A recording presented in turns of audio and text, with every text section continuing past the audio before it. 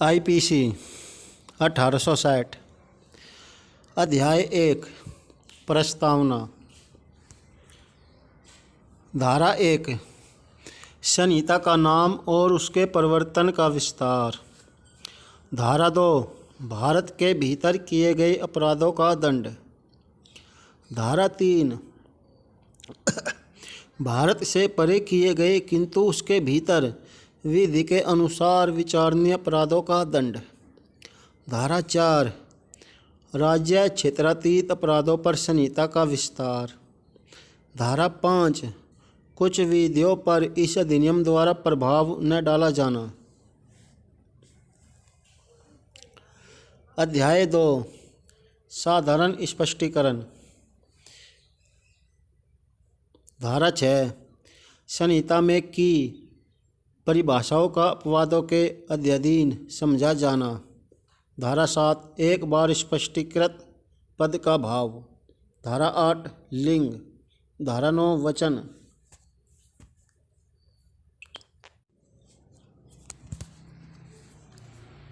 धारा 10 पुरुष स्त्री। धारा 11 व्यक्ति। धारा 12 लोक। धारा 13 क्वीन जो 1950 में हटा दी गई थी। धारा 14 सरकार का सेवक। धारा 15 ब्रिटिश इंडिया की परिभाषा जो निश्चित की गई है अर्थात हटा दी गई है। धारा 16 गवर्नमेंट ऑफ इंडिया की परिभाषा इसे भी हटा दिया गया है। धारा 17 सरकार। धारा 18 भारत। धारा 19 न्यायाधीश। धारा 20 न्यायालय। धारा 21 लोक सेवक। धारा 22 जंगम संपत्ति। धारा 23 सदोष अभिलाभ। धारा 24 बेईमानी। धारा 25 कपटपूर्वक। धारा 26 विश्वास करने का कारण। धारा 27 पत्नी लिपिक या सेवक के कब्जे में संपत्ति। प्रश्न 28 कूटकरण। माफ कीजिए धारा 28 है कूटकरण। धारा 29 दस्तावेज। धारा 29 इलेक्ट्रॉनिक रिकॉर्ड। धारा 30 मूल्यवान प्रतिभूति। धारा 31 विल अर्थात वसीयत। धारा 32 कार्यों का निर्देश करने वाले शब्दों के अंतर्गत अवैध लोप आता है जैसे कानून के कार्य न करना। धारा 33 कार्य। धारा 34 सामान्य आशय को अग्रसर करने में कई व्यक्तियों द्वारा किए गए कार्य।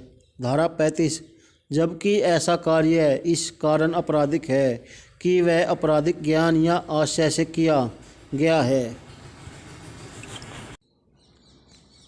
अर्थात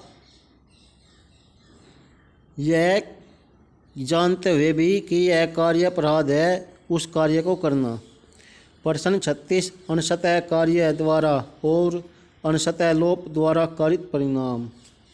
प्रश्न 37 माफ कीजिए धारा 37 किसी अपराध को गठित करने वाले कई कार्यों में से किसी एक को करके सहयोग करना अर्थात किसी अपराध में सहयोग करना। धारा 38 आपराधिक कार्य में संपृक्तक व्यक्ति विभिन्न अपराधों के दोषी हो सकेंगे अर्थात सभी को अलग अलग सजा मिल सकती है। धारा 39 स्वेच्छा। धारा 40 अपराध। धारा 41 विशेष विधि। धारा 42 स्थानीय विधि। धारा 43 अवैध करने के लिए वैध रूप से आबद्ध। धारा 44 क्षति अर्थात उपहानि। धारा 45 जीवन। धारा 46 मृत्यु। धारा 47 जीव जंतु। धारा 48 जलयान। धारा 49 वर्ष या मास अर्थात महीने। धारा 50 धारा 50 में धारा ही आता है। धारा 51 शपथ। धारा 52 सद्भाव पूर्वक।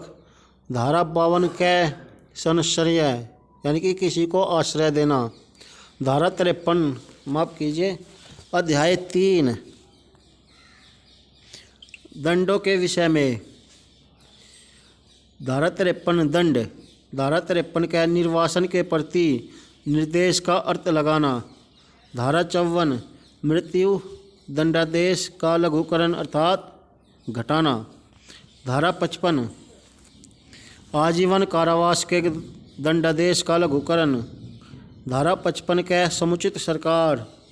धारा 56 यूरोपियों तथा अमेरिकियों को कठोर श्रम कारावास का दंडादेश 10 वर्ष से अधिक किंतु जो आजीवन कारावास से अधिक न हो दंडादेश के संबंध में परंतु यह धारा निश्चित कर दी गई अर्थात हटा दी गई है। धारा 57 दंड विधियों की भिन्न। धारा 58 निर्वासन से दंडादिष्ट अपराधियों के साथ कैसा व्यवहार किया जाए जब तक कि वे निर्वासित न कर दिए जाए, यह धारा भी हटा दी गई है। धारा 59 कारावास के बदले निर्वासन, यह धारा भी हटा दी गई है। धारा 60 दंडादिष्ट कारावास के कतिपय मामलों में संपूर्ण कारावास या उसका कोई भाग कठिन या सादा हो सकेगा। धारा 61 संपत्ति से संपहरण का दंडादेश, यह धारा भी हटा दी गई है। धारा 62 मृत्यु निर्वासन या कारावास से दंडनीय अपराधियों की बाबत संपत्ति का असंपहरण, यह धारा भी हटा दी गई है। धारा 63 जुर्माने की रकम। धारा 64 जुर्माना न देने पर कारावास का दंडादेश। धारा 65 जबकि कारावास और जुर्माना दोनों आदिष्ट किए जा सकते हैं तब जुर्माना न देने पर कारावास की अवधि। धारा 66 जुर्माना न देने पर किस भांति का कारावास दिया जाए। धारा 67 जुर्माना न देने पर कारावास जबकि अपराध केवल जुर्माने से दंडनीय है। धारा 68 जुर्माना देने पर कारावास का पर्यवसान हो जाना। धारा 69 जुर्माने के अनुपातिक भाग के दे दिए जाने की दशा में कारावास का पर्यवसान। धारा 70 जुर्माने का 6 वर्ष के भीतर या कारावास के दौरान में उद्ग्रहणीय होना संपत्ति को दायित्व से मृत्यु उन्मुक्त नहीं करती। धारा 71 कई अपराधों से मिलकर बने अपराध के लिए दंड की अवधि।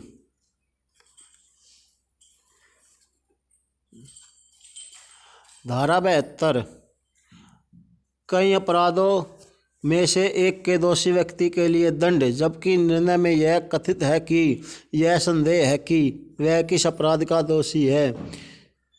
धारा 73 एकांत परिरोध। धारा 74 एकांत परिरोध की अवधि।